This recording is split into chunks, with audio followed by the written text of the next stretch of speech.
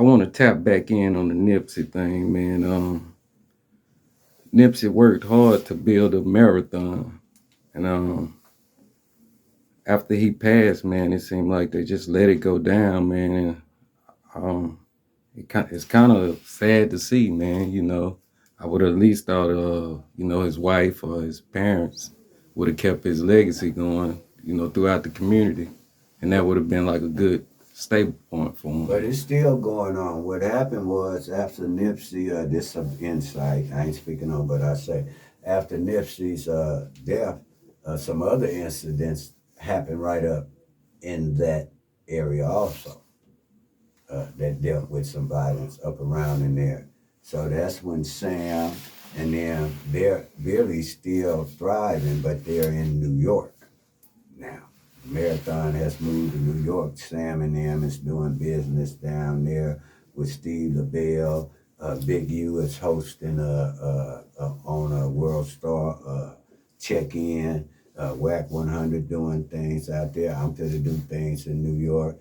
So what happened was they shut that down because of that. But also you have a process of gentrification that's going over there because of the Ram Stadium. So they get rid of things that they call undesirables as far as eyesores to the white man.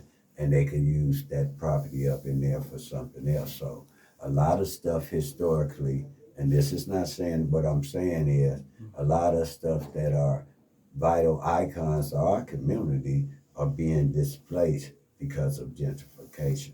So let's not forget that, and that's one of the things that Nipsey Hussle was trying to do, to keep property within the community where we could stay striving as a village of our own. So in that regard, he was doing a lot. Right. Do you think that Nipsey was killed by the FBI, or it was just a freak accident? He got into it with one of the homies in the hood. Because there's a lot of conspiracies behind it. Yeah, and that's exactly what it is. A conspiracy. This is how I'm going to answer that. When I hear his mother say she missed her son, right, that's a word I'm going to take. Right. If she says he's gone, or the daddy in the family, that's the word I'm going to take. The word of a mother that's grieving. Right. Nipsey was doing a documentary. I forget the doctor name, man. And they was speculations is that they didn't want that documentary to get out, and that he was killed before he can put it out. Mm-hmm. Well, I've heard that theory, amongst other things. Let me tell you one of the experiences I had with Nipsey. I was talking to Big U.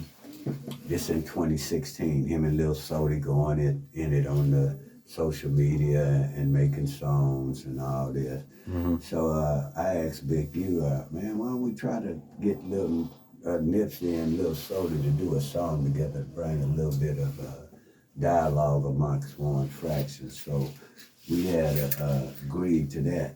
So as far as a conspiracy, once again, I can't say what was the motive or whatever it was about Nipsey, but at the end of the day, it was a senseless act of violence that could have been avoided, to where the only thing that was stronger than a man's pride was a mother's love.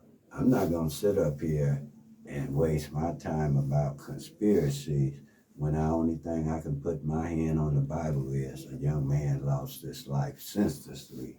That was a part of my community in which I grew up, and I know quite a few of his family members, and I know they miss him terribly.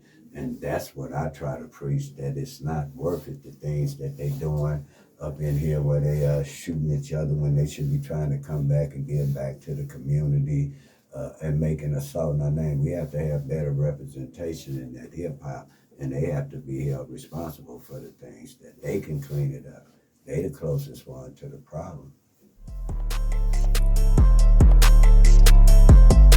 I don't want to hear about none of them niggas that scheming, we know them your partner gun. I don't wanna hear about none of them hoes you been fucking, they broke, boy, them bitches bums. I don't wanna hear about none of the leaks you been hitting, you been telling everybody. Nigga, the line moving quick, pull up, get your fix, we serving everybody.